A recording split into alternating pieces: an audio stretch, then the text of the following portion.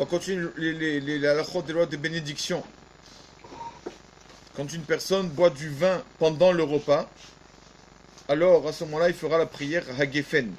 Parce que le moti n'acquitte pas le vin. Le moti n'acquitte pas le vin. Donc voilà, tout simplement, une autre boisson pendant le repas, on ne fera pas la bénédiction parce que le pain, la prière du pain l'a acquitté. Mais quand une personne prend du vin pendant le repas, le vin qui est quelque chose d'important, d'accord? Alors, on fera la bracha, Boré Peri Hagefen sur le vin pendant le repas. Par contre, quand une personne, ce qui arrive souvent, boit un thé ou un café à la fin du repas, avant le Birkat Amazon, on a toujours dit, l'halakha dit toujours que c'est mieux d'attendre après le Birkat, comme ça on sort du doute. Mais si quelqu'un il boit avant le Birkat Amazon, il boit un café ou un thé, il ne fera pas dessus Shir Hakol. D'accord? Il ne fait pas la prière. Ça fait que quand on a un doute dans une bénédiction, on ne la fait pas. C'est pour tout comme ça. Qu'une bénédiction, on a un doute si on a fait ou pas, il ne vaut mieux pas la faire. Pas dire nom de Dieu en vain. Donc un thé ou un café à la fin du repas, avant le Birkat, on ne fera pas Shir Hakol. Il y a une histoire. Bon, c'est des histoires peut-être connues, hein, mais c'est des histoires pour nous réveiller un peu. On a besoin de réveil.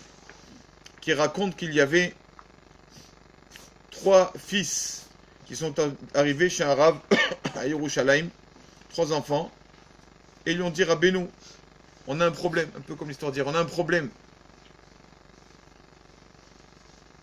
Notre papa nous a laissé 2 testaments.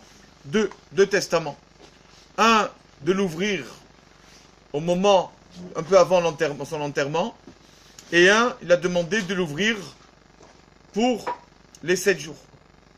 Et on sépare, on a peur d'ouvrir, on a peur de surprise, on sépare, si on n'est pas ses enfants encore, on a peur.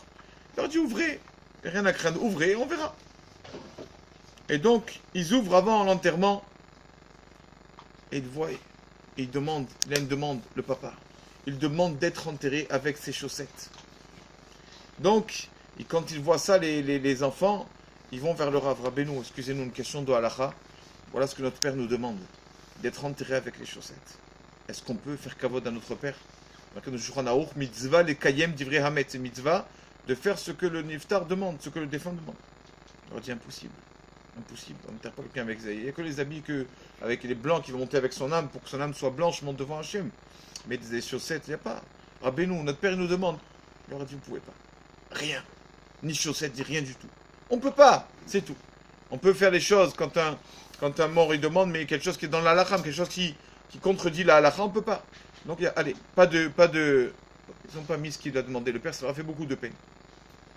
Arrivent les 7 jours, ils vont le lendemain au cimetière, ils sont tous autour de la tombe, et un des fils a dit, je vais ouvrir la lettre de papa.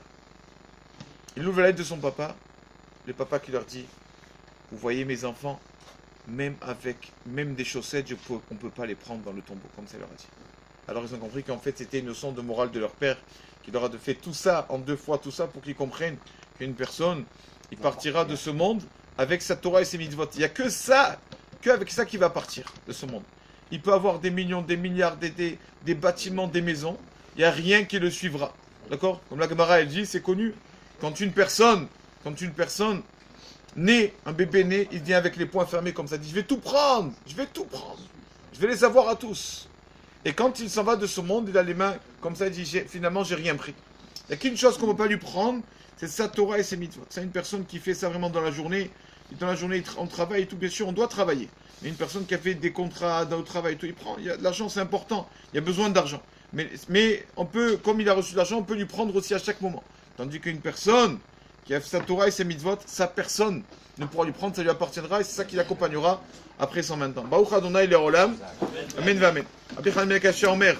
Tzarech Boro de Kotet Israël.